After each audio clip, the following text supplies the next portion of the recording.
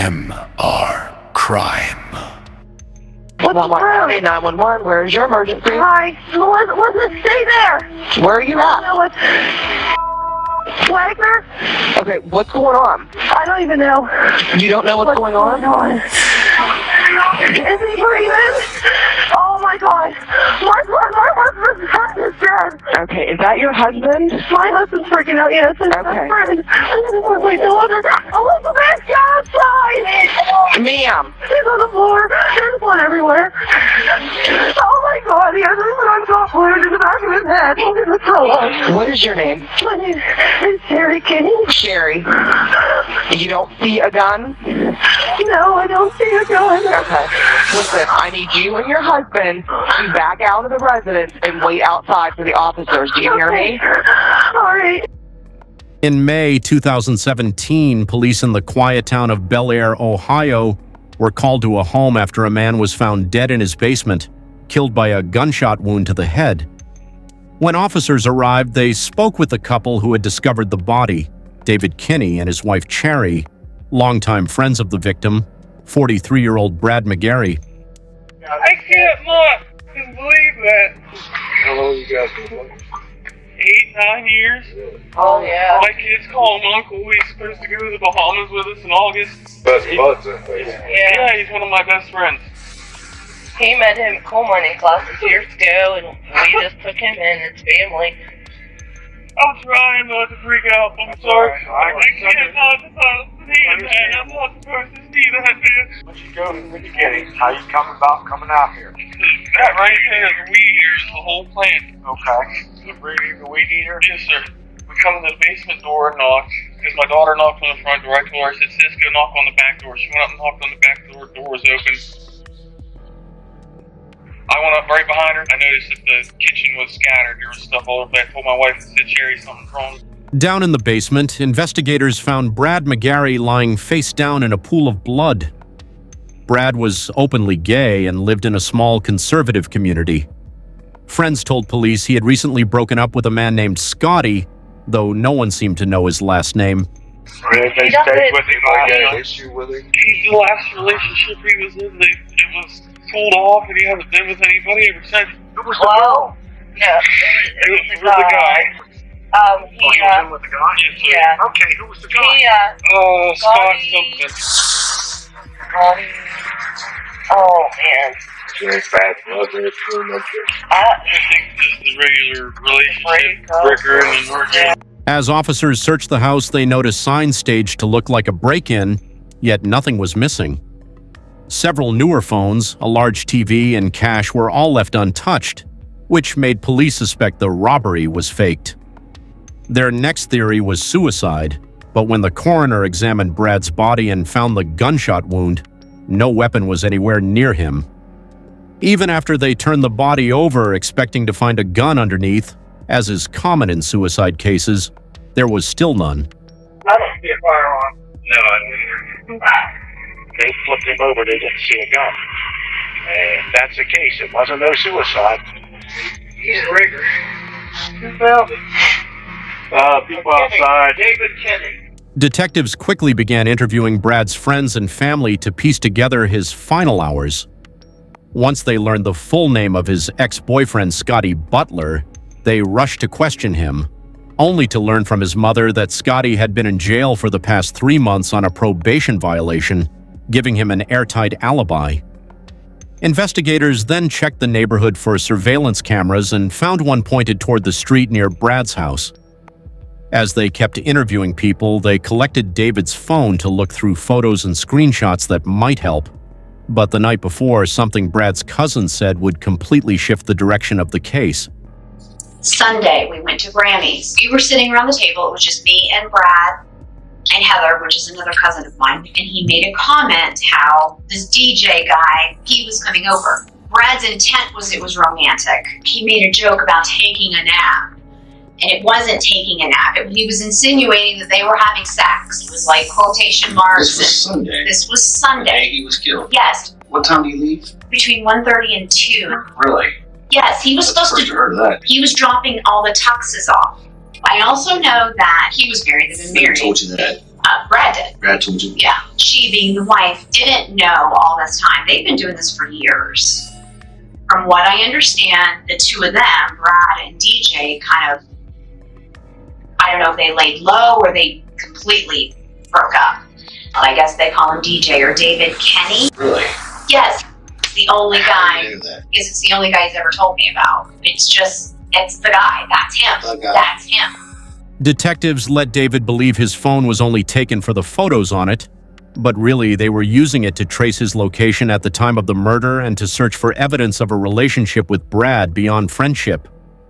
Even though he'd deleted his messages, investigators recovered texts between him and Brad that revealed a sexual relationship. Phone records placed David at Brad's house at the exact time of the killing, and neighborhood surveillance footage backed it up, showing him arriving in his wife's car shortly before the murder and leaving about 40 minutes later. He then returned hours afterward with his family, dropping off a weed eater Brad had supposedly asked to borrow. With proof David was there when Brad died, detectives now had to get him to admit the truth. Where's your first point of view at Brad's house the time he got killed, Asbury? I was not there when Brad was killed. You were at it, Al. Yes, sir. Oh, God. You know exactly when he was killed. Yes, sir, I know. You were there when he was killed. No, sir, I was not at his house when that man was murdered. Sir, I can't. This is the guy who gets people in trouble. Oh my God, I know. We're gonna lose everything. Lose your wife, lose your kids. And this don't have to be the end. Great. Okay.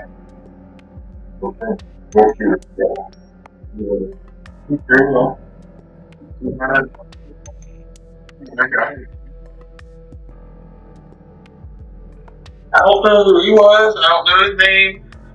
I'm working on everything. Older now. What happened next? He went to the garage. Okay. Give me any of that, but tell me what happened next. He was still here. You heard a gunshot? The guy came running out of the garage. He got the Brad's BMW. Okay. And then I left. Okay. Oh, I'm so scared. There's a couple things you need to know. Brad's front seat in the Beamer was full of stuff that he brought from Hawaii. Yes, sir. He didn't have a passenger. Sir, that guy went back into the BMW. Drawing on years of experience, the detective recognized the subtle signs of someone lying, like unconsciously avoiding eye contact. Police also knew Brad's SUV hadn't moved from the house since the murder, which meant part of David's account didn't add up. We got to the house.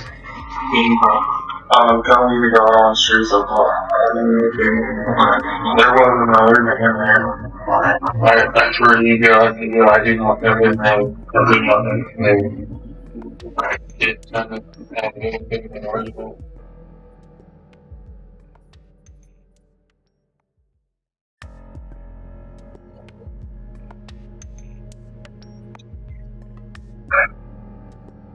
He was gonna shoot me. That's here. I don't know what to do. And then I left. Oh. Okay. I'm so scared. It's okay. He knew what I looked like. My vehicle was there. I did not know what to do. What kind of gun was it? I have no clue. Why did you call the cops? Why did you do this elaborate story? Why did you put your own daughter in that basement with that body? You did that. Yes, sir. And you knew he was down there. So damn it, quit screwing your family. Sir, Tell me what happened. I did not kill him. You knew Brad was dead, and you brought your I did daughter. not know he was dead. To get David talking, the detective floated a fabricated scenario meant to make him feel safe enough to open up, fully expecting more lies, but confident the real story was within reach. I'll tell you something.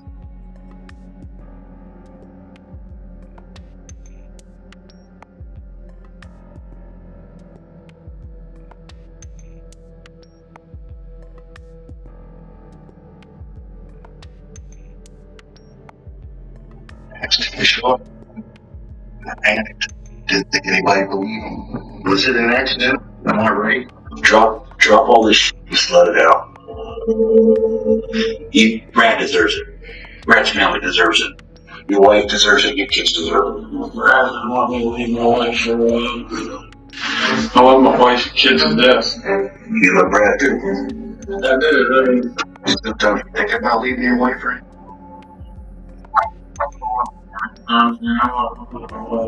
Kid me, smacked me around a couple times. He said, if you end all of this now, then I'm done with you forever. He got real loud with me. You know, kind of like up in my face. He had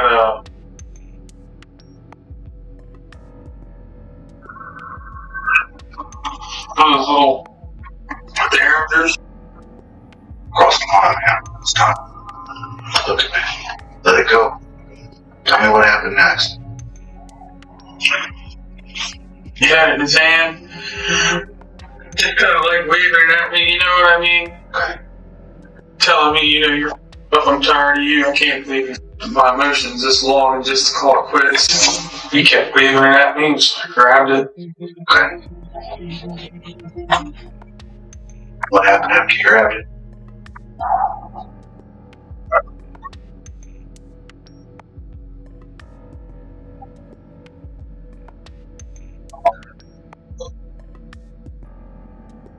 After this statement, David stops talking and asks for a lawyer. And even though he says he shot Brad, he will go to court pleading not guilty. After hearing this, David went silent and requested a lawyer. Despite admitting he'd shot Brad, he pleaded not guilty when the case went to trial.